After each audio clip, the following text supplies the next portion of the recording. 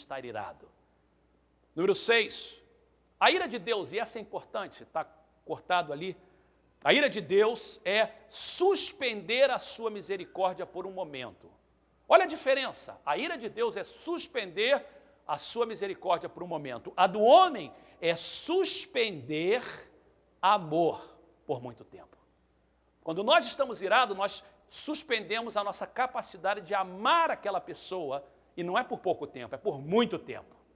Quando Deus está irado, Ele suspende a sua misericórdia por um momento. Tiago 1,20 é o versículo que está cortado, pois a ira do homem não produz a justiça de Deus.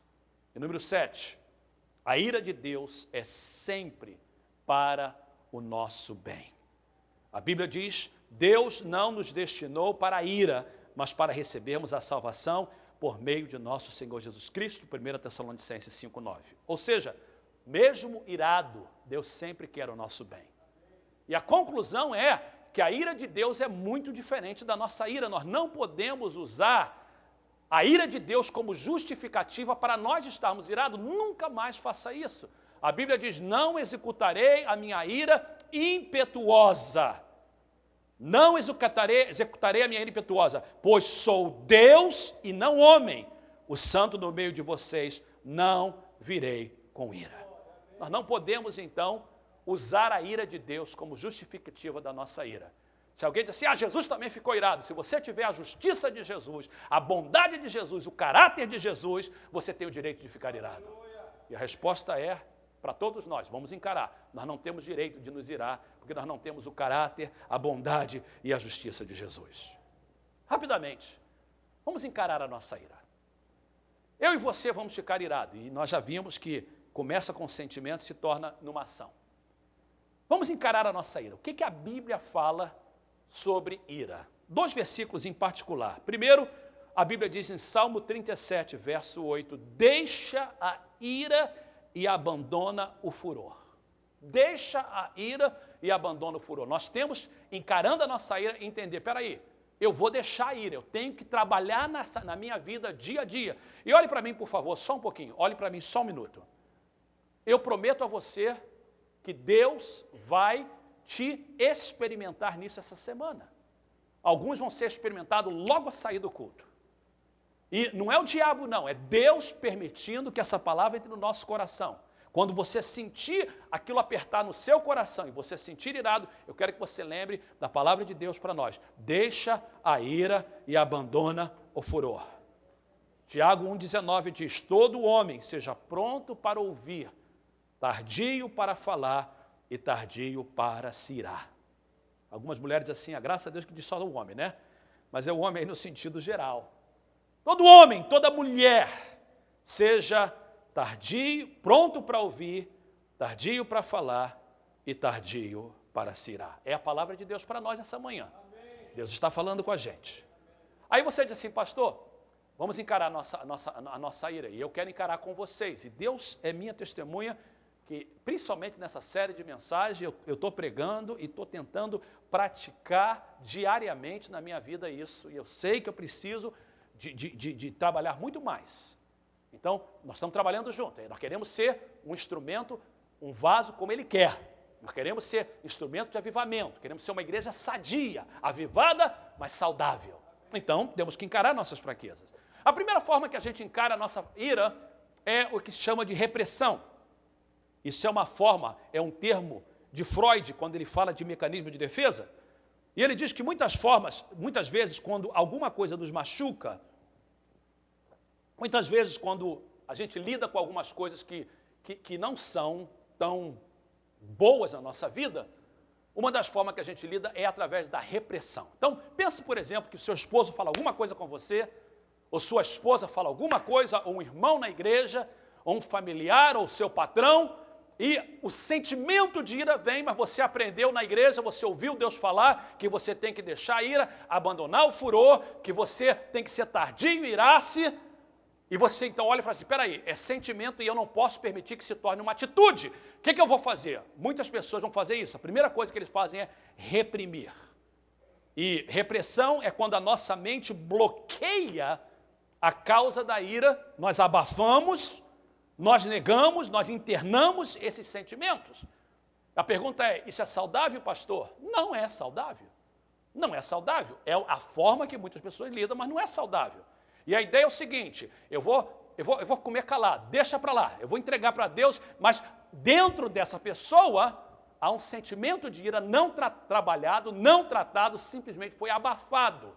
A ideia é de pegar a poeira, em vez de limpar a poeira, botar a pá e jogar no lixo, você põe embaixo do tapete, porque ninguém está vendo. O problema é que ainda está embaixo do tapete. E o que vai acontecer é que ela vai doer novamente. Então, essa é uma forma de lidar com a ira. A segunda forma de lidar com a ira é projeção. E é outro termo também freudiano, que é a ideia do bode expiatório. A projeção é, nós projetamos a nossa ira em outras coisas ou em outras pessoas. Sábado retrasado, Tereza e eu fomos assistir o filme Fireproof. E se você é casado ou está pensando em casar, você tem que assistir esse filme, fabuloso filme, eu falei no domingo passado, de ele trabalha, ele é oficial do Corpo de Bombeiros, e passando por um problema difícil no casamento dele, um filme cristão. Eu estava vendo na notícia que esse filme está surpreendendo Hollywood, foi feito com um orçamento bem pequeno, eles já passaram dos 15 milhões, fabuloso. E aqui, nessa área que só está mostrando em Emeryville, fabuloso. E em um determinado momento do filme, toda vez que o marido briga com a esposa, e acontece isso várias vezes no filme, ele projeta, ele está com raiva da esposa, ele está irado da esposa, e aí ele sai de casa, às vezes no meio da noite, ele pega a lata de lixo e ele chuta a lata do lixo, ele pega um bastão de beisebol e bate contra a lata do lixo. Isso nada mais é do que projeção. É por isso que às vezes você vai visitar a casa de alguém, ou vai no pequeno grupo, você vê um buraco na parede. Eu já sei comigo mesmo, foi uma projeção de ir em algum lugar. Um buraco na parede, uma janela quebrada. Não é? Você está com raiva de alguém, você não pode dar um soco na esposa, não pode dar um soco no esposo, então você dá na parede. Você bate no carro. Isso é projetar a ira em outras coisas ou outras pessoas. Ou às vezes você está irado com uma determinada pessoa, mas a outra pessoa te lembra aquela pessoa e automaticamente você fala, passa a ira para ela.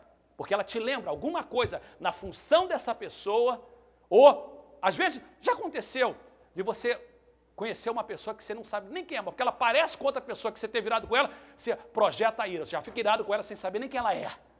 Isso é normal, isso é projeção, mas não é a forma saudável de encarar a nossa ira.